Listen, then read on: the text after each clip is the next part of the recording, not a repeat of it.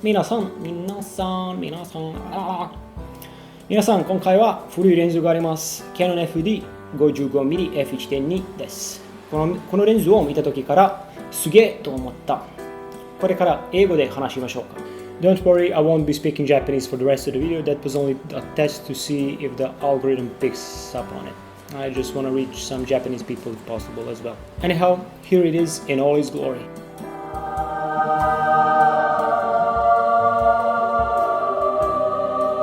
When I first came across this lens, it was in a terrible state. Somebody has already tried to convert it to FD to EF mount, but they didn't really do a good job, if I do say so myself.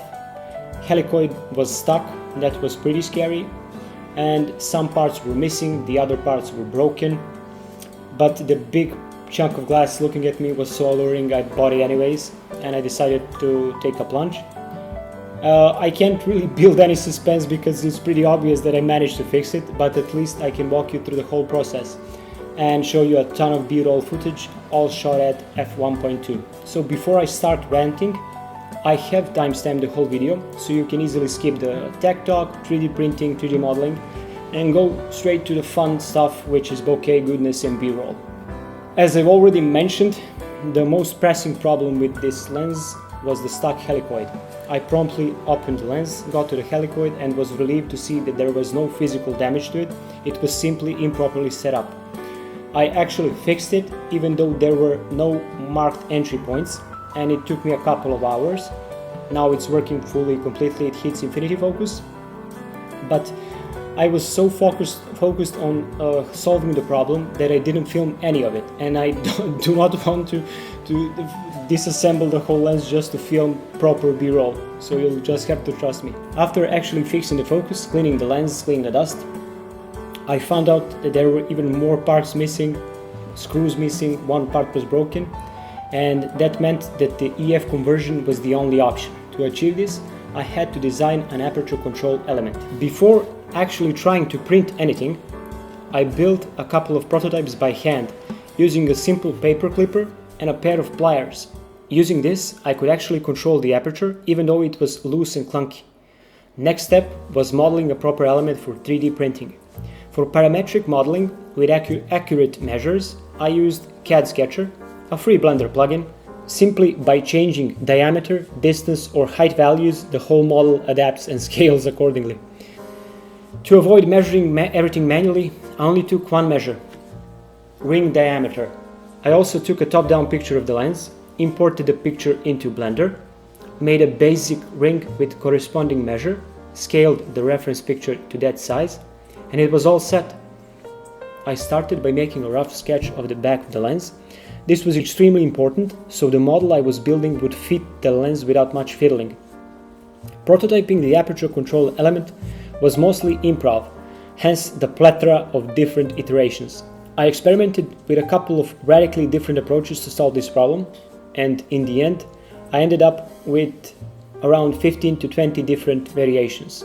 Technically, they were all functional, but due to the precision required for engineering the part, there was either a structural failure or significant friction when using the focus ring. In the end, I settled with this one. There was no need to sand off anything, it was printed by an SLA printer and fit the lens mechanism perfectly. Apart from this little element, I also modeled a lens ring. With this ring, I wanted to fill in the gap between the new installed mount and the back of the lens, to keep the dirt out and for added stability, of course. The EF mount I installed is nothing more than a M42 to EF adapter with 3 holes drilled in proper places. It was rather simple. Even if I bought this lens in a fully working state with an FD mount, I would have still converted it to EF mount and went through all of that trouble all over again. The reason is very simple, the ease of use. Mounting FD mounts, taking off the lens, putting on the lens, especially when using old breech lock FD mounts, is, even though they are sturdy and tight, it is slow. It's slow and fiddly, and you get better at it, but EF mount is way more convenient. You just click, clack, it works every time, it's easy to swap lenses. Do yourself a favor, and if you can, convert every important FD lens to the EF mount. Time is nigh for the fun part. B-roll, bokeh and all that madness. But before I start ranting, everything I say about this lens's optical performance should be taken with a pinch of salt. It's obvious that after actually resurrecting the lens and managing to fix all its flaws, I'm gonna be heavily emotionally invested in it and shamelessly biased. Yes, the bokeh is magical. That's the whole point of this lens. I cannot bring myself to stop it down. Almost all of these shots were filmed wide open. It makes everything interesting and dreamy. Yes, it's sharp and clean, even wide open, albeit a bit glowy and bloomy. But this doesn't bother me one bit. Surprisingly, color-wise, it is neutral. I was expecting it to be at least a bit warm due to the year of production, which is 1971. This makes color correction very easy, and it can be matched with other lenses in post without much fuss and fiddling around. While repairing and fiddling with the lens, I also declicked the aperture, which allows me to stop it down ever so slightly if I need to.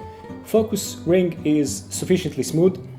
The focus throw is a bit longer, it's around 180 degrees, but this is to be expected with ultra-fast lenses. Filter thread is 58 mm, which is also standard. Minimum focusing distance is 0.6 meters, which is sufficient. It's not a macro lens, but it was not meant to be. It's enough. It's around 0.55 meters, I'd say, realistically speaking. While editing photos and videos, I was expecting to see a dumpster fire in the corners, because no f1.2 lens is sharp all across the frame when wide open, that is. But I was pleasantly surprised. It's decent in the corners, in almost all situations, and even more so in video. Another obvious application of this lens is low light. Yes, of course. It's fairly versatile when paired with a good low light camera. I know bringing your lights along is always preferable, but sometimes you just gotta wing it, and this lens fits in perfectly. You can even get by with a couple of candles or a lantern. This particular shot was filmed with a simple $2 flashlight, which is fairly weak, but it has a focusing lens so you can control the flare. Due to this lens being the first in its series, I was afraid of the flaring issues that might creep up, but this fear was misplaced. The flaring is nice and well controlled, as you can see in this example. It works kinda like a wider portrait lens. It has a dramatic feel to it and tends to bring the best out of people. Skin tones are very, very pleasing, and subject separation is almost ideal. Even my 93 years old granny looks awesome showing off her mad knitting skills. Amen. The only real issue with this lens is its weight. It's kinda beefy and weighs around 560 grams. That's more than double the weight of an average 50mm f1.8, which are around 200 grams depending on the brand and build quality. The main question is there really a dire need for a lens like this? No, of course not. Maybe by going with 50 f1.8, you'd save a lot of money, it would be a lighter lens, and you'd be only losing a single stop of light. Actually using f1.2, f1, f9.5 lenses can be as difficult as it is fun. Also, extremely shallow depth of field is difficult to hit, and it can be somewhat distracting or disorienting. It has its place, but it's not to be overused. In most cases, when filming proper commercial work, you're going to be stopping down most definitely f2.8 to f4 range, depending on the lens. You're going to be focusing on your framing, the story you're trying to tell. Realistically speaking, bokeh is not that important. It is pretty, but it's not that important. The content that you are filming is the most important thing. The story, the things in frame, the symbolics of it all. But despite all that rational talk, I'm still gonna keep this lens. It's awe-inspiring, it's a great daily driver, if you're fine with primes, that is. If you'd like to convert one of these lenses, don't be afraid. You don't need to go through all of this. You don't need all these tools, Blender, 3D modeling, engineering. You could simply purchase one of the many mods. I'm gonna leave them in the description. I think they're called Admica, SciMod, FD2E OS. There are plenty of tutorials and instructions when buying one of these mods, so you only need a bit of patience and a screwdriver and you'll be fine.